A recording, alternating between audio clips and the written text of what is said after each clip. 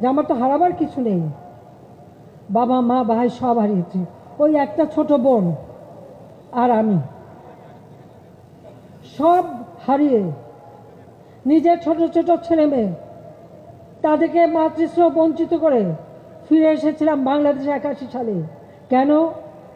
এই দেশ স্বাধীন করেছেন আমার বাবা। এই মুক্তিকামী মানুষ তখনও দারিদ্র্যের কষাঘাঁচায় জর্জরিত। এদেশের মানুষের পেটে অন্ন নেই, পরনে বস্ত্র নাই, কাজ নেই, খাবার নেই, কিছু নেই। এদেশের যুব সমাজ তারা বিভ্রান্ত, স্কুল কলেজে অস্ত্রের ঝনঝনানি। আমার একটাই লক্ষ্য, যে এই দেশকে মুক্তিযুদ্ধের চেতনায় গড়ে তোলা। আমাদের যুব সমাজ প্রবাসী কল্যাণ ব্যাংক করে দিয়েছি। দালাল ধরে বিদেশে যাবার দরকার নাই, ওই ব্যাংকের থেকে আপনারা ঋণ নিতে পারেন, প্রয়োজনে বিনা জামানতেও লোন দেওয়া হয়। কাজে সেইভাবে সবাই বিদেশে যাবেন।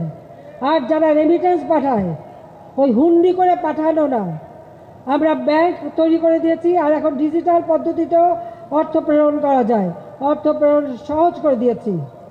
আজকে সেইভাবেই টাকা পাঠালে সেটা নিজের একটা সঞ্চয় হবে। আর প্রবাসীরা যারা কাজ শেষ করে দেশে আসবেন, তারাও প্রবাসী কল্যাণ ব্যাংক থেকে লোন নিয়ে ব্যবসা বাণিজ্য করতে পারবেন।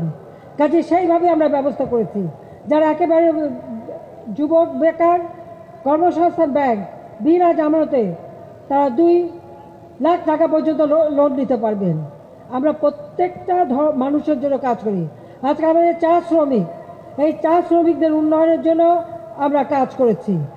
তাদের খাবার এবং বাসস্থান, চিকিৎসা, ছেলেমেয়েদের পড়া এবং মজুরি বাড়ানো সব ব্যাপারেই কিন্তু আওয়ামী লীগ সবসময় এই চা বাগানের শ্রমিকদের পাশে আছে। কারণ এই শ্রমিকদের নাগরিকত্ব ছিল না, যে নাগরিকত্ব দিয়েছিলেন জাতির পিতা বঙ্গবন্ধু শেখ মুজিবুর রহমান। আর আমি আসার পরে তাদের জন্য কাজ করি।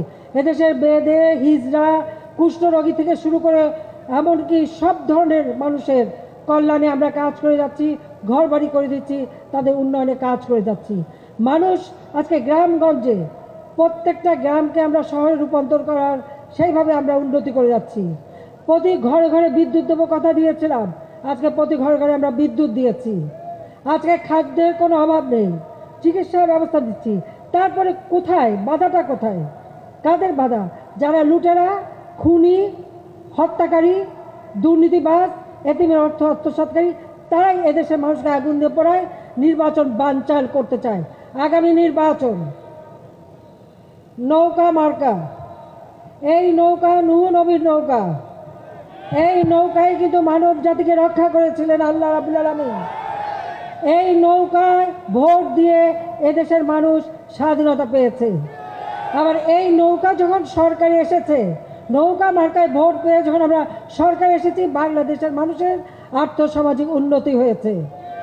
আজকে তাই আপনাদের কাছে আমার আহ্বান, আগামী নির্বাচন আমরা যারা নৌকা মার্কায় প্রার্থী দিয়েছি, তাদেরকে নৌকা মার্কায় ভোট দিয়ে আপনাদের সেবা